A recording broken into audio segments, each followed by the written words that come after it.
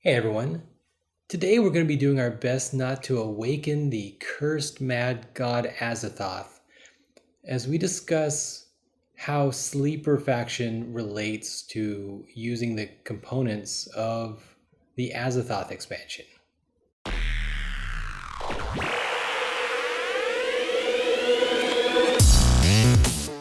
All right, everyone. So this is basically a catch-up video. This is going to allow us to effectively say that we have the Sleeper guide video, and then we're going to have one video, everything to do with the Azathoth expansion, and that'll catch us up. And that means that the next video will be Windwalker. All right. So first of all, just like a quick commentary on the Azathoth expansion and Sleeper in general, I feel like the Sleeper faction plays a certain way. I feel like it's sort of tightly calibrated to function a way where it requires the goo more than some other factions. Sure, Yellow Sign is again all about King in Yellow, but some of the factions just don't need their great old one to be out there and active in the way that Sleeper is. And in order for Sleeper to function properly, he needs certain spell books. So we're going to go through this, but in some ways, I don't think that Sleeper benefits as much from the Azathoth expansion as some of the other factions. But then again, that's kind of true. Like, only a couple pieces applies to each different faction, so that's probably going to be the case here too. On the other hand, Sleeper doesn't suffer as much in some ways. So let's just get into it. All right. So first of all, the neutral spell books. I love the neutral spell books. A lot of the factions have at least one spell book that doesn't make sense in every game. Like, typically I'll lean more towards one or the other spell book because games are short and you just only have so many actions anyways. Well, in Sleeper's case, I find it to be pretty hard to give up any of their built-in spell books. The core spell books for Sleeper is Energy Nexus and Burrow. Without Energy Nexus and Burrow, you don't have the Tsathoggua wizard combination. So to me, those are just a given. You have to keep those. You have to get those relatively soon. Then you've got Capture Monster. It's such a powerful ability, and I don't know what the point is of Slumber as much without the ability to go into a gate that has a monster guardian, gobble up the monster, gobble up the cultist, and take the gate. That's so powerful that I just don't know why you would give that up.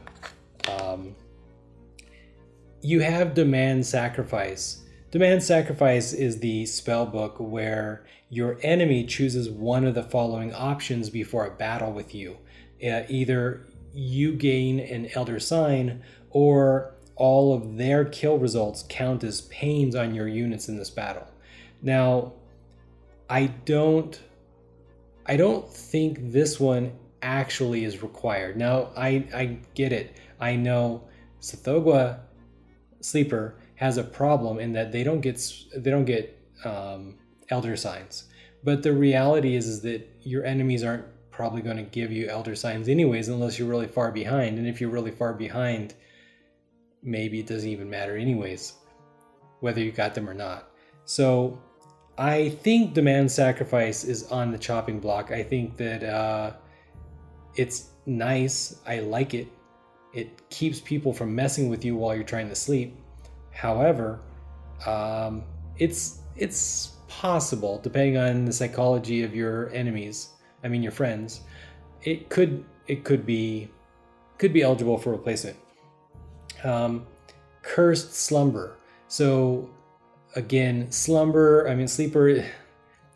Sleeper is supposed to effectively have one extra gate because one of their gates is off in another dimension safe. So it is hard to get rid of Cursed Slumber. The other thing about Cursed Slumber is that if you avoid using it until someone tries to attack you, then you have a response card. You can say attack any 4 of them you want, but you'll have wasted your power, right? I don't want to get rid of Cursed Slumber generally. I just don't think so. Ancient Sorcery. Ancient Sorcery feels super amazing. It feels like the most amazing, cool, interesting power ever. Just take all of the abilities of your enemies. It doesn't work if your enemies aren't having the best interesting powers, or if you're just not able to quite get those powers to work inside of your strategy. So Ancient Sorcery, look at your enemies, and if it makes sense, I say get rid of Ancient Sorcery. It's possible. Now, what would you get rid of them for? All right. Now, stars are right. During the Doom phase, if you turn in Elder Signs for Doom points, you also immediately receive power equal to their face value. On one hand, that's pretty cool because Sleeper is power starved. They have 3 different spell books that require spending power, and 2 of those require giving power to an enemy. So you want power, and if you had Elder Signs to trade in for immediate power, I'd say go for it. Unfortunately, they're not going to have a lot of power, and I don't think that getting rid of either of the 2 good commonly used powers. These aren't rarely used things. These spell books aren't spell books that require you to have a particular creature out, except Ancient Sorcery, which doesn't cost you any power because you get the thing back anyways. Yeah, I mean, I wouldn't for Stars Are Right, unless you have some strange source of Elder Signs. But by default rules in the default map, default everything, Stars Are Right is not a good fit for you. Yeah. All right. Undimensioned. Rearrange your units among their areas as you see fit. You may completely empty an area, but you may not move to any new areas.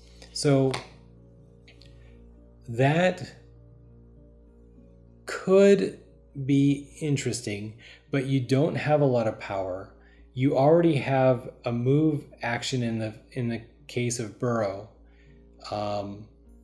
Burrow aligns with your weakness, which is lack of power, by helping you save power. Undimensioned, I don't think it's great. I am interested in somebody pointing out maybe a combination of using Cursed Slumber combined with Undimensioned as a response kind of thing. I don't know. I wouldn't do it, guys. All right. Shriveling. Pre-battle. Select an enemy monster or cultist in the battle. That unit is eliminated and the owner receives power equal to the unit's cost. Now that's pretty intriguing because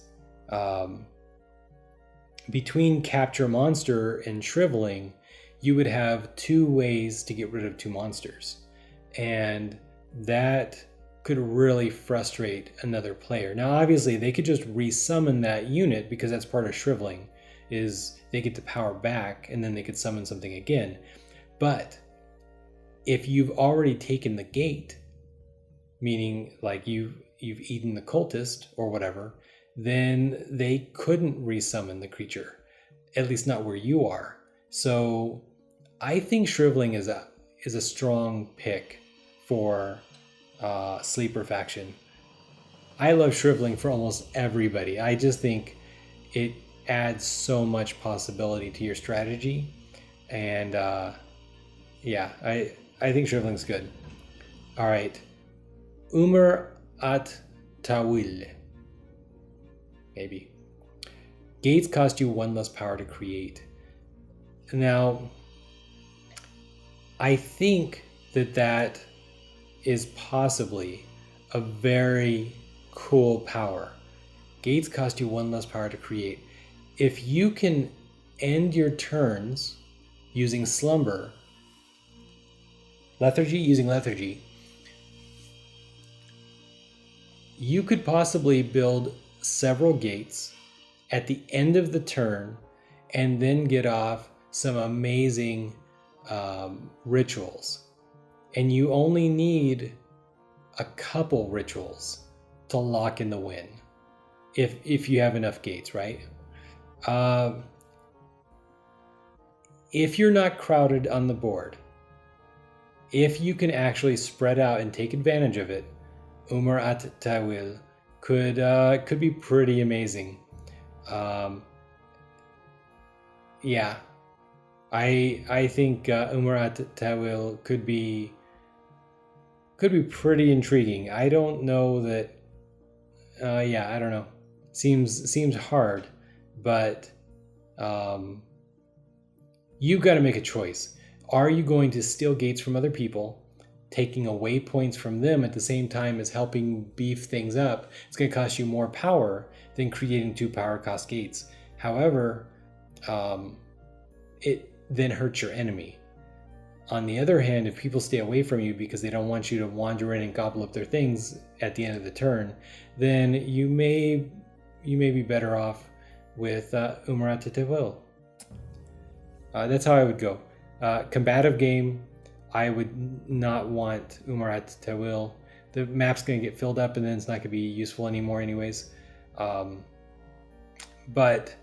if the game is going slow, take advantage of it, expand. And the mouse ceremony. At the end of gather power, after the minimum power rule but before determined first player, you may choose to eliminate 1 or more of your own cultists, gaining 1 power for each. So I think that's strong. And the reason why is because you have to spend so much power. If you can sometimes shift power from a past turn to the future turn, whatever. If you can just shift power from one turn to the next, it might give you enough edge to get off those last couple spell books. And I think Mouse Ceremony could be good. It could help you lock in first player. It seems unlikely because Sleeper just doesn't get first place very often. But yeah, I think it's good. I think Mouse Ceremony. I think that could be interesting. Again, that's mostly if you lost Tsathoggua somehow, then you always start for power. So if you lost Tsathoggua and you have to spend another 8 power to resummon him, Mouse Ceremony could save you. But as a general rule, if you have good choices for your Ancient Sorcery, then I'd keep that and Demand Sacrifice. That'd be great if you're getting into a lot of combat. If you're not getting into a lot of combat, again, you might be better off with Umar at Tawil. Recrimination. Remove any spellbook, including this one, from your faction card and replace it with another available spellbook. I don't know how recrimination works with Cursed Slumber, because if you could... No, I don't even know. That doesn't make any sense, really. No, it kind of makes sense. Guys. Okay, so you use Cursed Slumber, get your magic phased intangible gate. Then you use recriminations to get rid of Cursed Slumber, and then you use recriminations to get rid of recriminations. And now your gate is lost in another dimension, giving you power every turn, and it can't be taken from you. It's kind of weird, kind of expensive, but it could give you shriveling, and that's something, right? That's not nothing. Overall, I feel like if you lose Cursed Slumber, you should have to put your gate back out somewhere. However, I haven't read that anywhere, and I don't know what the rule is. So I would love someone to chime in if they know of an FAQ regarding recriminations combined with cursed slumber. All right, and that's it for the neutral spellbooks. Overall, kind of weak sauce for Sleeper. I just don't think they can give up any of their spellbooks, and that's a problem with these tightly integrated factions where they don't really rely much on their subunits. They really rely on this one big meta strategy, all based around lethargy ultimately. All right, now neutral monsters. Let's talk about Servitor of the Outer Gods. Servitor of the Outer Gods, you lose friends, you make enemies. It's a way to get new players to quit the game. So again, I highly recommend not using Servitor of the Outer Gods at all with new players. If you do, voluntarily choose to not take it. Because if you give a new player Servitor of the Outer Gods, they just may not want to play the game anymore. And the game's expensive and it requires a lot of thought. Now, new players love Cthulhu Wars. I bring in new players all the time and they get it right away. Servitor of the Outer Gods makes people just hate. They've lost control, I feel like. So at any rate, Servitor of the Outer Gods does not hurt Sleeper that much. Because Death from Below, place your lowest cost monster from your pool to any area containing any of your units. So because they can summon creatures for free every turn, it's just not going to hurt them as much as other factions. I personally would not give a Sleeper player Servitor of the Outer Gods unless I thought that Sleeper player was going to give me the Servitor of the Outer Gods, and then I might do it. Otherwise, I think Servitor of the Outer Gods is I think it's nice because it for you as a Sleeper player to give someone else, because it forces them to spend the beginnings of their turn to re-summon the Servitor of the Outer Gods. And the more you can push them to not having a lot of options at the end of their turn, I think that plays into your advantages the best. I love these little guys. So happy. All right. Star Vampires. I think Star Vampires are... I think they could be a really, really powerful strategy with Sleeper. I haven't managed to play them together yet.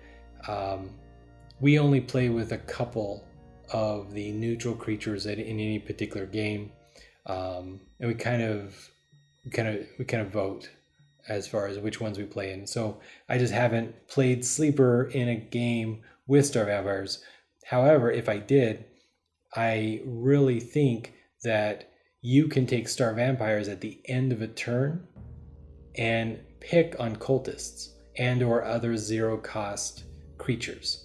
I think you don't want your Star Vampires to die, so attacking creatures with zero combat dice and trying to steal Doom points could pay for themselves, right? 2 Star Vampires, if they can manage to get 2 Doom points at any point during the game, which could happen in one battle, it would be enough to pay for themselves.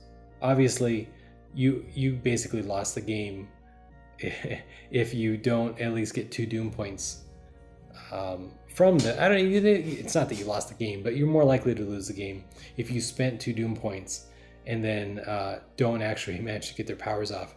And we have had games where the people don't manage to get their points. That's unfortunate. It happens. The dice, it's only a 1 in 6 chance that you get a Doom point per combat. There's not that many combats in the game. So it's not great, guys. I'm not saying this is like the winning strategy. Use Star Vampires.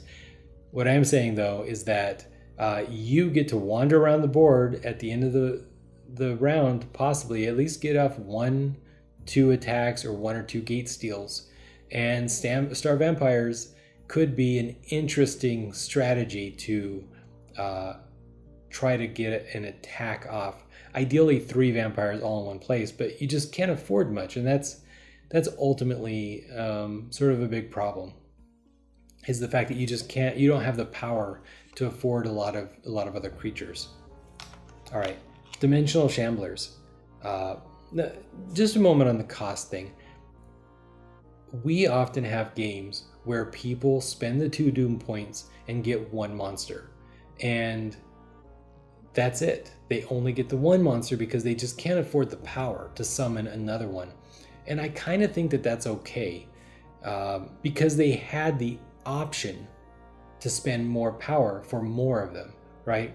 You could get a Star Vampire for 2 doom points, and as long as that Star Vampire either threatened, protected a cultist, actually got you the doom points, heck, you're a sleeper, you might be able to bring Star Vampires out for free, right? That's they're a monster in your pool, 2 cost. They're less expensive than your formless spawns. I think it's possible you could get them out for free in a lot of different games. And that's something nobody else can give them out for free, or not easily get them out for free, whatever. So I think having the option, even if you don't do it, is enough, because other people change their gameplay knowing that you might summon another Star Vampire and do something, right? That's an important part of Cthulhu Wars. It's not just the direct effect that it does, but also the indirect effect that it causes your enemies to change how they play. That might make them useful, even if you don't ever summon more than 1. All right, Dimensional Shamblers. So what I really like Dimensional Shamblers is when I feel like I'm being picked on. You know, hey, I'm just Cho-Cho, and I have no interest in actually doing anything except getting Elder Signs and winning the game. And then people start picking on me, right? You just feel like, hey, leave me alone. Well, Dimensional Shamblers allow you to have sort of backup shock troops that just show up out of nowhere. And suddenly it means they can't target your weakest gate, because all of your gates are equally protected against 1 attack, right? It only goes off once. I like Dimensional Shamblers if I'm being picked on, and trust me, people do not like a Tsathoggua wandering around with all of his power at the end of the round. They don't like it for some reason, and they're gonna pick on you, and then you're gonna start wondering, why do I lose all the time? Does sleepers suck? And actually it's kind of the opposite. It's kind of because sleepers so interesting and cool that people don't like them, and they make sure that you don't actually get to do the one thing that is amazing, which is wander around at the end of the turn with all your power. Dimensional Shamblers can help you punish people who try to mess with you, and for that reason, I like Dimensional Shamblers, and I think they're a good pick for sleeper. All right, Elder Thing.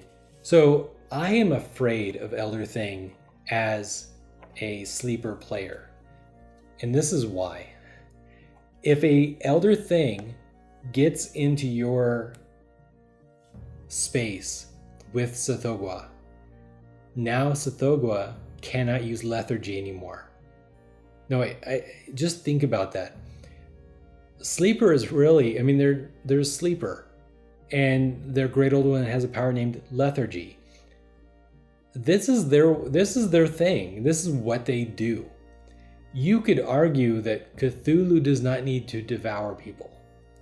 He can submerge. He can do all these cool things, like come back for the cheapest cost of any goo. Tsathoggua, he has one thing, and that's lethargy. That's really his gimmick.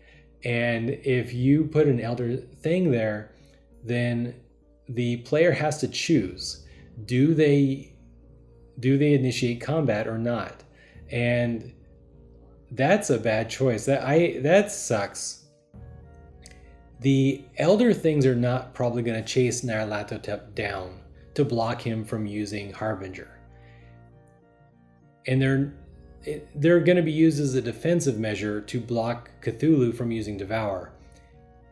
They're going to assault and kill Sleeper, because, well, not even where they're not even going to kill him. They're going to force him to do stuff, either spend his power to attack, which is not what you want to do at the beginning of the round. I mean, obviously you have more combat dice, but that's not probably when people are going to like move in with Star Vampires.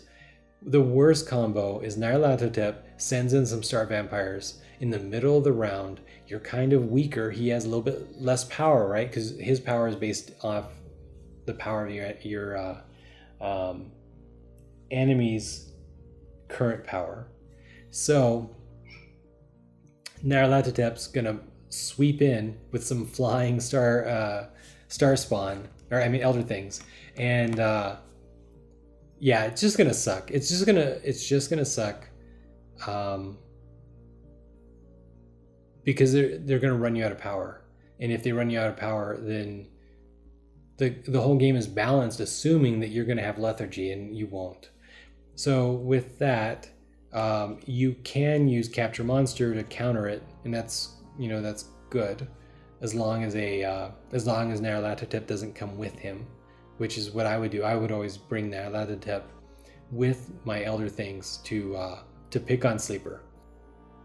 And with that pretty much wraps up the neutral monsters, leaving the big kahuna, the mad god, Azathoth.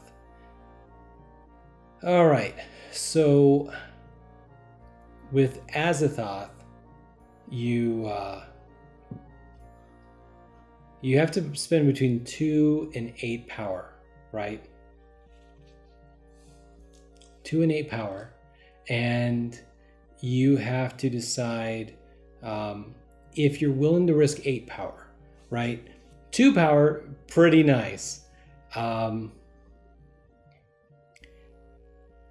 It can be hard because you don't really want your enemies to get a bunch more power already, right? They already have an advantage of more power. You're going to give them even more power by summoning Azathoth. But the advantage is pretty strong, because now instead of Tsathoggua wandering around at the end of the round, you could have a wizard plus Azathoth, and they could trample things using the amazing combat dice of Azathoth. And I think Azathoth plus a wizard wandering around at the end of a round, that could be the game. That could be a big deal. You could devastate Nyarlathotep. You could devastate Shamblers. Both of those factions do not like losing their great old one. Cho or Cthulhu, they don't care as much or at all, really. So not that great. Again, so much in Cthulhu Wars depends on your enemies. You have to know, okay, we're playing Sleeper versus Cho and Cthulhu. Okay, maybe not. Don't summon Azathoth in that case. But I think Sleeper versus Shamblers, Sleeper versus Nyarlathotep, either one, you get a big giant Azathoth to beat down on them. I think that could be a good combination. Unfortunately, of course, it's going to be hard because, as everything with Sleeper doesn't get as much power as everybody else because they don't have a power gain mechanic.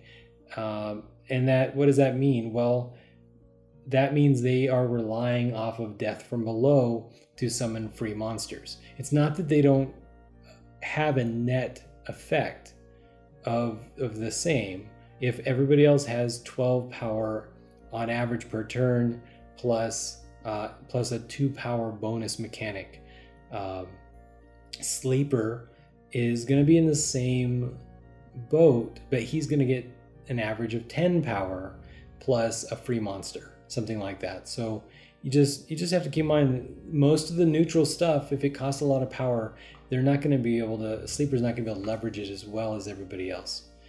And with that, I'm going to call this to a close. So I'm very curious, because there's always something that you guys point out that is amazing. Share it with the rest of us. I want to know, what is that killer combo between, I don't know, Elder Things or Dimensional Shamblers that I missed. Yeah, with that, until next week, guys, Windwalker. All right.